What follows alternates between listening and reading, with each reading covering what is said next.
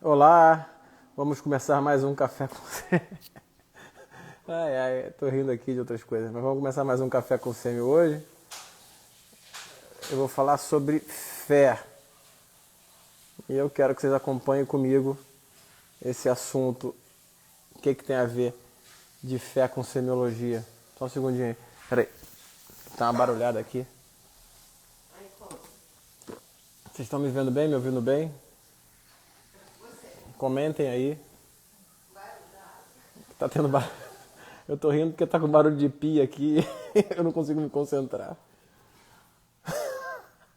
Aí minha esposa tá cochichando aqui. Mas pera aí. Vocês estão me vendo bem, me ouvindo bem? Ian. Beleza. Hoje eu... Rapidinho aqui. É muito ruim fazer live com barulho de água, cara. Deixa eu parar esse barulho. Tá, não, porque esses barulhos de água eu não consigo ficar falando, porque... Vocês estão ouvindo barulho de água aí na live? Só pra saber, porque... Eu não me desconcentro com nada, só com barulho de água. Vocês estão ouvindo barulho de água aí, não? Melhorou meu cabelo, né? Aqui, pronto. Pessoal, olha só. Eu quero falar um pouco sobre fé hoje. Não tem nada a ver com falar de fé de religião, essas pregações, não tem nada a ver com isso, tá? Tem a ver com um fato que aconteceu. Eu queria trazer esse assunto para dentro da semiologia, tá? A questão da fé. É fé mesmo, tá? Eu fiz um post esses dias, né? Há uma semana, não sei, sobre o DSM. Eu não sei se vocês acompanharam aí, falando mal do DSM. Eu escrevi no post que o DSM é uma porcaria de um livro. O título da postagem foi, acho que o pior livro do mundo. É óbvio que isso é uma figura de linguagem, né? Eu não li todos os livros do mundo, mesmo porque eu não sei ler japonês, para dizer que esse é o pior livro do mundo. Mas é óbvio que quando você olha isso, você sabe que eu não estou falando literalmente que é uma figura de linguagem. E depois eu falo algumas coisinhas sobre que a adoção do DSM como um descritor da realidade concreta é um declínio cognitivo, né? É um declínio intelectual. Tá? E por uma razão óbvia, porque quem conhece o DSM e lê o DSM sabe que é impossível descrever com o CID ou com a nomenclatura que eles propõem ali toda a realidade humana, da vida humana, né? Então, assim, toda a realidade sintomatológica. E que é claro que os distúrbios mentais, o sofrimento humano, ele depende muito mais do caso a caso do que especificamente de uma psiquiatrização, né, do sofrimento.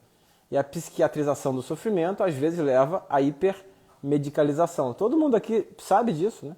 Só você olhar, abrir os olhos e olhar o tanto de remédio que as pessoas tomam e o tanto de diagnóstico que as pessoas têm, né? O próprio espectro de autismo, né? A questão do déficit de atenção, tudo isso aí, a impressão que dá, todo mundo que tem um pouco mais de atenção, que tem alguma coisa errada nisso aí, né? E é claro que essa impressão que tem alguma coisa errada, ela não é um artigo científico, né? Não é. Eu não posso dizer que isso é um artigo científico, mas é uma impressão que vem dos olhos, né? Aí comentem aí se vocês não têm essa impressão também, de que está tendo remédio demais, né? Você vê aí a literatura, não sei se o Vag está aí ainda, ele mora em Nova York, né? O tanto que as pessoas tomam Rivotril e opioide, né? Nos Estados Unidos tem uma luta travada contra o excesso de opioide e Rivotril. E o meu comentário foi esse. E aí, na discussão que deu o comentário, um professor de psiquiatria, que eu acredito que seja muito bem preparado, né? Um cara que dá aula em faculdade federal, enfim. Não conheço, mas ele de início, ele fez um comentário malicioso, né? Que é quando você entra na página do outro, né? E comenta que, faz um comentário dizendo, acho curioso, acho interessante o seu ponto de vista, por favor, cite as referências bibliográficas, né? Esse é um comentário malicioso, né? Se você tem realmente um interesse em saber o que o outro pensa, essa não é a maneira de abordar, porque essa maneira ela vai caminhar para uma discussão cientificista. É óbvio que ia ser assim. E eu sei, eu já estou calejado com esse tipo de discussão, eu sei que vai rumar para esse lado e é óbvio que, enfim, acabou indo para esse lado, tá aí no meu Instagram, se vocês quiserem ver, tá lá o post que eu fiz do DSM enfim, e também as conclusões as discussões que tiveram lá. E no final das contas, por que eu quero falar da fé? porque, enfim, as perguntas eram: da onde você tirou isso? Né, qual que é a sua experiência? Né, qual artigo que você leu? Né, quem disse isso? E não foi ao ponto. Né? O ponto é: o livro é muito ruim. Não houve nenhum comentário dizendo o livro não é ruim. Né? O livro é bom por causa disso. O que eu digo é: o livro é ruim porque ele não diz, que ele mistura as coisas. Ele mistura sintoma com doença. Por exemplo, ele chama melancolia de sintoma, sendo de depressão, por exemplo. E a gente sabe que às vezes a melancolia no espectro da psicose ela é um pouco diferente da depressão, do ponto de vista psicanalítico, enfim. Então, o que eu estou dizendo é uma coisa profunda, né, com algumas palavras, com algumas figuras de linguagem, como dizer, por exemplo, que é o pior livro do mundo, que é óbvio que isso não tem correspondência concreta, né, e literal a isso. Mas, enfim, a discussão foi até um ponto lá, eu não lembro de cabeça de detalhes, mas que a sugestão... Né, aí eu falei que, olha, isso tentar explicar, né, toda a realidade pela ciência, né, é um sinal de declínio cognitivo. Né? Como se... O que é o cientificismo? O cientificismo é você acreditar que a ciência está acima da filosofia, acima da religião, acima das outras grupos de estudo, e que você vai explicar tudo pela ciência, ou já explicou, ou um dia vai explicar. É isso que é o cientificismo. Né? E realmente o cientificismo, né, acreditar que tudo que a ciência vai explicar tudo um dia, acreditar que o que você está vendo com os seus olhos tem que ser explicado pela ciência para que seja verdadeiro, né, é um sinal de declínio cognitivo, né, intelectual. Né, você, no final das contas, pedir uma explicação científica para tudo que você está vendo. Né? Isso é complicado. Né? Isso é um sinal evidente de declínio da percepção da realidade, de declínio intelectual. Mas o que eu estou querendo dizer e por que eu quero falar de fé? Porque o que é a fé? A fé, na verdade, ela vem de confiança, de crença, né? De acreditar. Né? De acreditar em algo e não ter dúvida de que aquilo ali está errado. Né? Aí, Flávio, é o contrário. Cientificismo é fé. Eu quero falar disso. Entendeu? Então, assim, a fé é isso. Né? Claro que existe a fé cristã. E eu vou falar para vocês hoje, e é isso que eu quero falar, que a fé na ciência ela é semelhante à fé cristã em alguns aspectos. Né? Por exemplo, vamos falar aí do exemplo que eu gosto de dar é do ciclo de Krebs, né? Vamos lá. Ninguém aqui tem dúvida que o ciclo de Krebs existe, né? Ninguém aqui tem dúvida de que ele já foi verificado por alguém e que foi comprovado. Ninguém aqui abre o livro do Guyton e lê sobre o ciclo de Krebs e, enfim, e acredita naquilo, né? E acredita cegamente a ponto de não ter dúvida, né? Sem ter sido você que viu, né? Olha o Gabriel gosta desse assunto. Não foi você que viu o ciclo de Krebs, mas algum cientista, alguém viu, alguém escreveu, e você vai acreditar naquilo. Isso é fé, cara. É fé na ciência. Você não tem dúvida quanto àquilo, você acredita naquilo e pronto. Mesmo que repetidamente ao longo da história, a ciência venha mostrando que erra, né? Então ela erra. Tá? Tudo aquilo, até o ano tal era assim que fazia, aí muda, e muda. E vai mudando e a gente não amplia a nossa cabeça. Pelo contrário, a gente reduz ainda mais o nosso horizonte, né, de ações no mundo concreto, né, para a fé na ciência, no cientificismo. Né? Então, o exemplo que eu dei, a mitocôndria, por exemplo. Todo mundo aqui acredita em mitocôndria. Todo mundo aqui sabe que existe. Aí você fala assim, pô, Bruno, você está ficando maluco, você está dizendo que mitocôndria não existe? Não, eu estou dizendo que existe mesmo. Entendeu? Mas a gente não coloca isso em dúvida. Né? Mesmo que daqui sei lá, 10 anos alguém fale, olha, sabe aquilo que a gente achava que era mitocôndria? Não é mitocôndria aquilo é outra coisa. Tudo bem, a gente vai passar a acreditar naquela outra coisa. Você quer um exemplo claro disso? Para dizer como é que é a nossa fé na ciência? É a cascata de coagulação. Sabe, via intrínseca e via extrínseca? Não existe isso na prática. Vocês sabiam disso? Há mais de 10 anos, pelo menos, não existe, já foi verificado que não tem como explicar na prática laboratorial que isso existe. Mas existe uma cascata de coagulação de via intrínseca e extrínseca que ainda é ensinada até hoje e que cai na prova, enfim, e que você acredita nela. Você acredita lá que o Marevan age na via extrínseca, que a heparina na via intrínseca, enfim, tudo bem. Eles agem como anticoagulantes, eles alteram o INR, né, o Marevan, a heparina altera o PTT, tudo isso funciona na prática. Na prática, o paciente fica anticoagulado, pode sangrar mais, mas pode evitar trombose. Isso é o que meus olhos estão vendo. Mas a explicação daquilo ali, ninguém sabe exatamente como funciona. Mas você acredita naquilo que está no livro. Ou seja, você tem fé na ciência. Você tem fé, você acredita no captopril, por exemplo. Tá? Sendo que você nunca viu o captopril sendo extraído de um veneno de uma cobra. Tá? Você nunca viu ele sendo utilizado ali, entrando no eixo da renina-angiotensina, enfim, na conversão da angiotensina. Você não vê isso acontecendo, mas você acredita e você fala, é um IECA. Né? Tudo bem, você vê o efeito antihipertensivo, claro que você vê. Você começa a enalapril para o paciente, captopril, enfim, você vê que a pressão vai controlando. É isso que você está vendo. Mas a nossa relação com a medicina, ela passa pela fé na ciência. Quando você tem um paciente com edema agudo, tá, você imagina lá o pulmão cheio de líquido, tá, você vê sinais indiretos daquilo, você vê ali que o raio-x fica mais congesto, né, que a trama pulmonar fica invertida, que a área cardíaca está aumentada, que tem edema de membro inferior, urgência jugular, faz diurético e melhora, beleza. Existe um componente palpável ali muito grande, mas toda a engrenagem você não vê, mas você acredita no que a ciência está descrevendo ali e acredita que apenas eventos científicos estão acontecendo ali, né? Tá, é isso.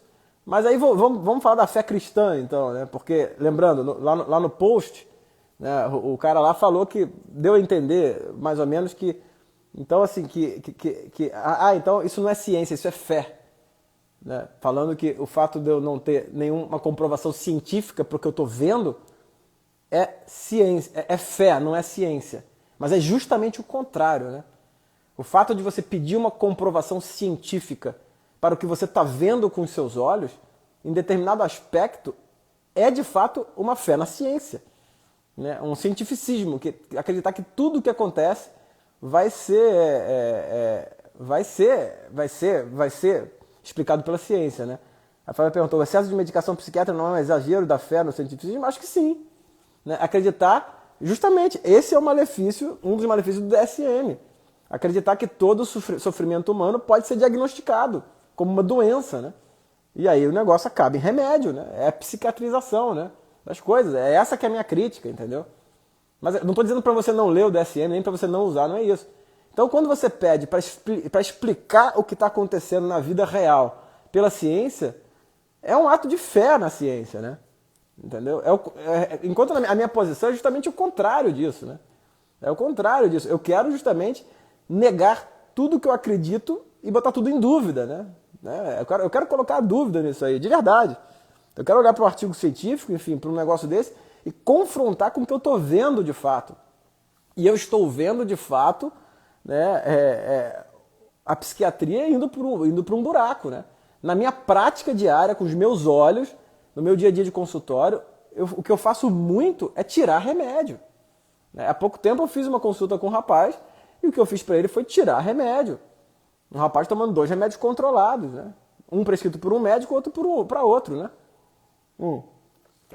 Dor crônica, toma um remédio aqui. Toma outro remédio aqui. Entendeu? Porque a pregabalina funciona ali diminuindo o limiar de dor, né? Cara, a pregabalina estão prescrevendo aí como se fosse água, por uma fé na ciência. Por uma fé de que se você mudar o componente neuronal ali, na bioquímica cerebral, vai melhorar uma depressão, cara. É uma loucura completa isso, né? Você achar que depressão passa apenas por uma questão de balanço de serotonina, né? É óbvio que o remédio ajuda em vários cenários, várias circunstâncias, e tem que ser usado. A gente tem que usar também a ciência, o que é comprovado e estudado, é lógico, né? Mas não pode ser um ato de fé na ciência, entendeu? E aí quando a gente fala na fé cristã, enquanto na verdade as pessoas que acham, as pessoas que têm o cientificismo na veia, né, acham que o contraponto da fé cristã é na verdade um ato irracional, né, de acreditar numa loucura, né? E é justamente o contrário, né? A fé cristã é o quê? É a fé num fato, né? É um fato. Tá? Então, o fato de Cristo ter ressuscitado, que é o ponto central da fé cristã, né? O que é o ponto central? Cristo ter ressuscitado. Se Cristo não ressuscitou, nada faz sentido. Tá? E essa ressuscitação de Cristo, apesar de não fazer sentido racional para a gente, você imaginar um corpo putrefeito, né, tendo sangue circulando ali, através da ciência tentar explicar isso, a gente não consegue. Mas o que acontece? Algumas pessoas viram isso. Maria Madalena viu. Né? Os apóstolos viram Cristo ressuscitado. A autoridade de Cristo vem porque ele ressuscitou, né? Então ele vem e ele ressuscita e aparece para essas pessoas. Então esses fatos, tá? Que fazem parte da fé cristã, né? Aí eu, Bruno, não participei daquilo, né? Eu não participei daquilo ali. Então é um ato de fé, lógico. Tá? É você acreditar que aquilo aconteceu a partir da descrição de outras pessoas que viram. Mas se você for descendo na linha, você vai chegar num fato, que uma pessoa disse que viu aquilo. Assim como na ciência. Uma pessoa, um cientista, disse que viu aquilo. É isso. Um artigo científico é um cara que está dizendo que viu aquilo. Lógico que existe uma métrica toda para aquilo, né? Existe toda uma metodologia científica que é fundamental para a nossa ação concreta hoje em 2021, que em 1800 não era. Mas hoje a gente tem que se basear na medicina baseada em evidência. Tá? Mas quando eu volto lá para trás e vejo, por exemplo, na fé cristã, que houve um fato, né, de verdade ali, que é a ressuscitação de Cristo, eu, quase que diariamente, eu fico assim, não é possível que isso aconteceu. Quando eu vou na missa, eu olho e falo, não é possível. O que eu faço? Eu peço mais fé, né? Eu peço mais fé quando eu estou rezando, né? Eu peço, falo, porra, o que vem na minha cabeça é, será que eu estou falando pro nada? Será que aquilo é só um pãozinho, né? Então eu peço mais fé. E ao mesmo tempo, ao longo da minha vida, na minha prática, eu vejo algumas coisas que jamais serão explicadas pela ciência. Eu vejo os pacientes melhorando, tá? Eu vejo ações acontecendo, concretas, né, que me colocam muito próximo do que eu acredito que seja, né, a fé cristã. Né? Vou dar um exemplo para vocês aqui. Uma vez eu estava saindo da UTI, tinha uma paciente jovem entubada, e eu falei assim, pô, não vou ver essa paciente, não era paciente minha, né? Eu falei, cara, não vou ver, é muito nova, tá entubada. Eu comecei a me sentir mal com aquilo, né? Eu pensei assim, cara, não é paciente minha, não estava no meu nome, eu não tinha que vê-la. Eu entrei na UTI para ver outro paciente. E eu vi aquela moça entubada, né? Eu senti muito mal-estar, porque era uma menina muito nova, de 20 anos, 20 e poucos anos. E eu falei, cara, não vou ver e tal. E saí. Mas aí quando eu saí da UTI eu me senti muito desconfortável, né? Eu pensei assim, poxa, eu não tô aqui, é minha profissão, né? Como é que eu não posso querer saber o que está acontecendo com essa moça? E aí, meio a contragosto, sabe, meio incomodado, eu falei, vou ver esse caso. Pronto. Lembrando, não era minha obrigação, não era minha paciente. E eu fui ver o caso, né? A paciente tinha ido para a UTI na véspera à noite. E o plantonista não tinha conseguido colher a história ainda dela, né? E aí eu falei, pô, vou ajudar o cara. O cara tava fazendo outras coisas, ia colher a história. Eu falei, não, já tô aqui, vou ajudar. E aí, fui colhendo a história, resolvi ligar pro irmão para entender o que estava acontecendo. Acabou que eu dei o diagnóstico. Era um tipo de Guillain-Barré, né? Eu dei o diagnóstico, eu modifiquei a conduta naquele dia e ela sobreviveu. Tá? Porra, beleza. Fui para casa pensando, né? Falei, caramba, como é que, né, você, no dia a dia, você é capaz de fazer tanta coisa boa, né? Ou ruim, né? E fiquei meditando sobre isso, né? Você vê, eu a princípio não quis me envolver com o caso, depois acabei me envolvendo, ainda que eu não tinha um dever legal, tá? Será que eu não tinha um dever moral? Mas enfim, resumindo, a paciente sobreviveu, ficou bem. Um mês depois, a mãe dela foi no meu consultório e falou o seguinte, naquele dia que você foi ver minha filha, eu estava rezando para um médico assumir o caso dela. Né? Tudo bem, a ciência não tem como explicar isso. Tá? Você deve estar pensando assim, pô, Bruno, você está ficando maluco. Você está falando então que ela rezou e aí essa oração chegou em você e você foi lá e você foi instrumento de alguma coisa maior? É isso que eu estou falando. Eu estou aberto a essa possibilidade, tá entendendo? Por quê? Porque eu não tenho fé na ciência. Bruno, então você tem certeza que foi isso que aconteceu? Você tem tanta fé assim? Não tenho tanta fé assim, eu queria ter. Por isso que eu peço. Né? Quando eu rezo, quando eu vou na igreja, eu peço, pô, me dá mais fé. Por quê? Porque na minha vida como médico, acontecem essas coisas. Tá? É só você abrir um pouco seus olhos e perder a sua fé pela ciência. Né? Porque as coisas acontecem e não tem explicação. A ciência jamais vai explicar e vai comprovar ou refutar o fato de que se essa oração realmente foi o que me tocou, de alguma maneira, para assumir o caso dessa paciente. É impossível explicar isso. Você pode muito bem falar assim, cara, não faz sentido nenhum. Tudo bem, mas não tem como você explicar. Você está entendendo? A ciência não vai explicar isso. Então o que eu estou querendo dizer hoje? Que fé na ciência é muito semelhante a uma fé cega, né? Por qualquer outra coisa, né? Então não tenham fé na ciência, né? Confrontem a ciência, né? Olhem para aquilo ali e falem, pô, é uma forma de trabalhar. Mas não coloquem a ciência acima da realidade. Acreditam no que vocês estão vendo, né? E lembrem desse exemplo que eu dei no edema agudo. Você está vendo um monte de coisa acontecendo, inclusive a resolução do quadro. Mas também tem uma fé ali.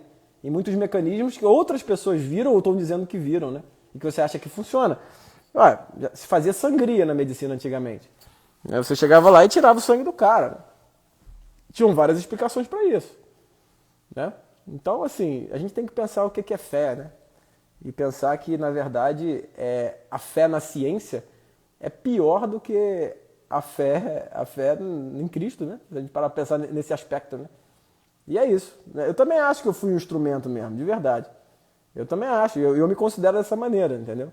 E eu me posiciono na minha vida dessa forma. Tá? Eu quero me posicionar não como um cientista que está dominando a técnica da medicina e usando isso. Não, eu sou um instrumento de algo maior, de alguma coisa maior, que na minha religião, né, envolve eu pedir cada vez mais fé de que de fato o cara ressuscitou, né? Era isso que eu queria dizer para vocês hoje. Espero que vocês tenham gostado e vamos em frente sem ter fé na ciência. Tá? Vamos ter ali um cuidado, a humildade de estudar pra caramba e poder negar. Então a dica de hoje é: o que é um médico humilde? Tá? É o cara que estuda pra caceta, faz mestrado, faz doutorado, enfim, seja o melhor médico, o cara que domine toda a ciência e que seja capaz de negá-la diante de um ato concreto, tá? Um ato concreto diante dos seus olhos, que talvez seja uma intervenção divina, né? Valeu, galera. Em té. Se gostaram da live, compartilhem. Um abraço a todos.